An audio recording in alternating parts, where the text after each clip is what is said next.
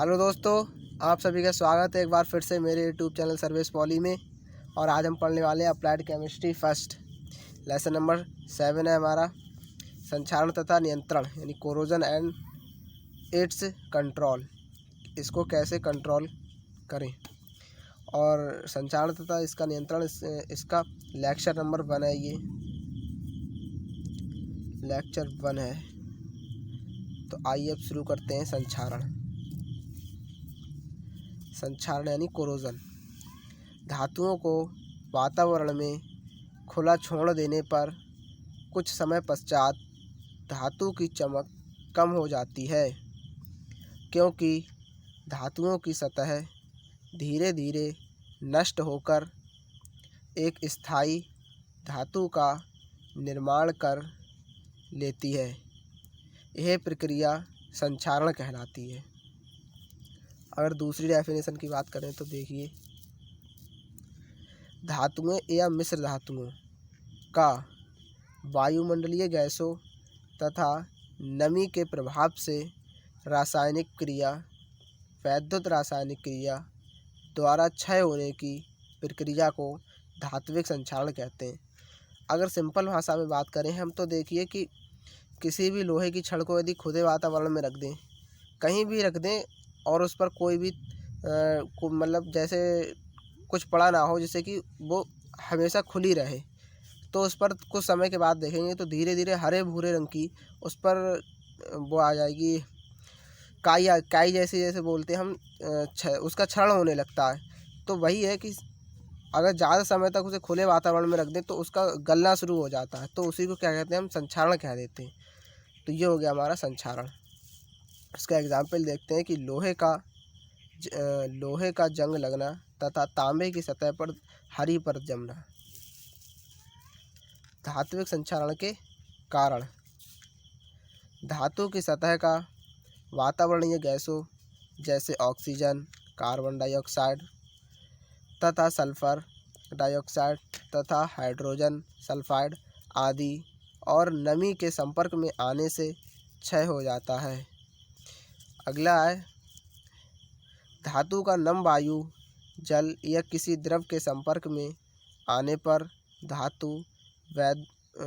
पर वैद्युत रासायनिक सेल बनने के कारण क्षय हो जाता है।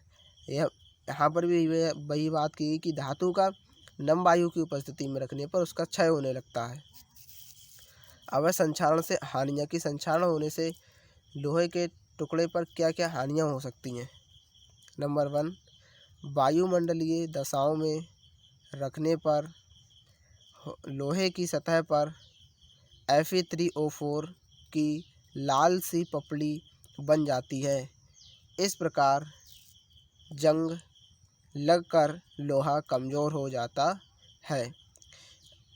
यहाँ भी वही बात है कि यदि लोहे पर जब जंग लग जाएगी तो सीधी सी बात है, लोहा कमज़ोर हो जाएगा, पहले जैसी इसमें बात नहीं रहेगी। अब आगे देखते हैं।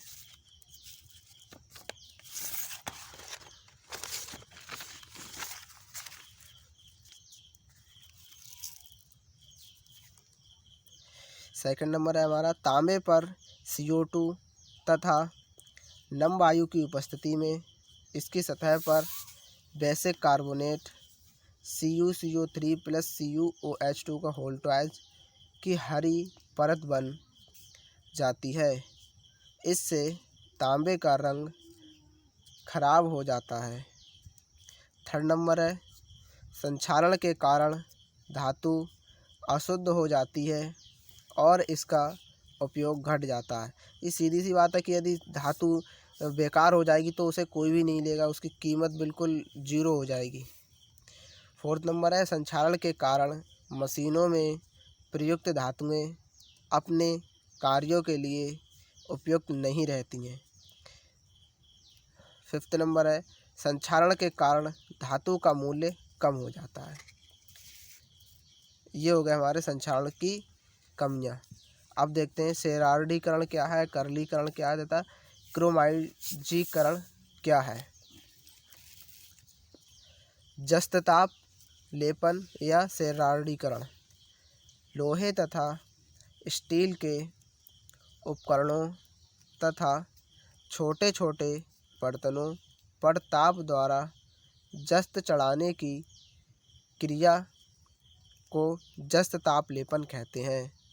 जिस वस्तु का लेपन करना होता है उसे ऐसी वायुरोधी बक्से में रखते हैं जिसमें जिंक चूर्ण भरा होता है। यानी जिस भी धातु का हमें जस्त लेपन करना होगा तो उसे ऐसे बक्से में रखेंगे जिसमें जिंक चूर्ण भरा हो।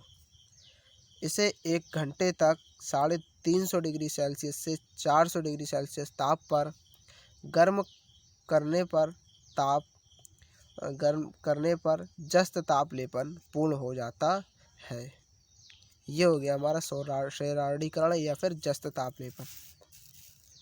अब अगला है एल्यूमीनियम ताप लेपन या करलीकरण। आयरन तथा स्टील की वस्तुओं पर एल्यूमीनियम का लेपन करने की विधि को एल्यूमीनियम ताप लेपन कहते हैं। यह प्रक्रम शेरार्डीकरण की भांति ही होता है। इसमें लेपन की जाने वाली वस्तु ऐसे वायुरोधी बक्से में बंद करके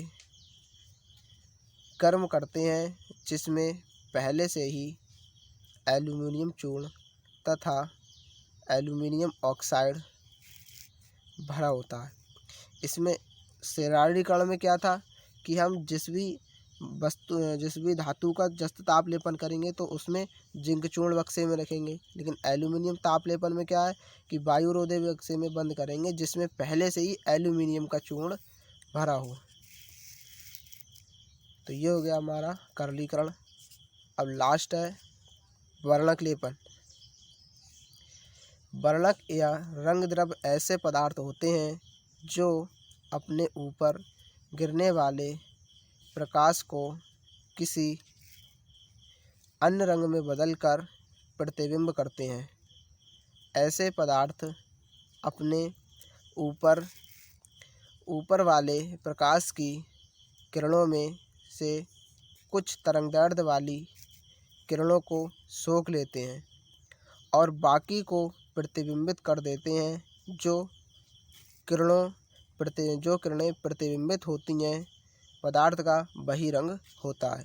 यानी इसमें है कि जो किरणें हैं वो प्रतिबिंब होती हैं, प्रतिबिंब के बाद जो उनमें रंग प्रदान होता है वही किरणों का असली रंग होता है। और आज का सेशन हम यहीं समाप्त करते हैं। यदि आपको वीडियो अच्छी लगी हो तो वीडियो को लाइक करें, शेयर करें और हमारे चैनल पर नए हैं तो चैनल को सब्सक्राइब करना ना भूलें। Thanks for watching.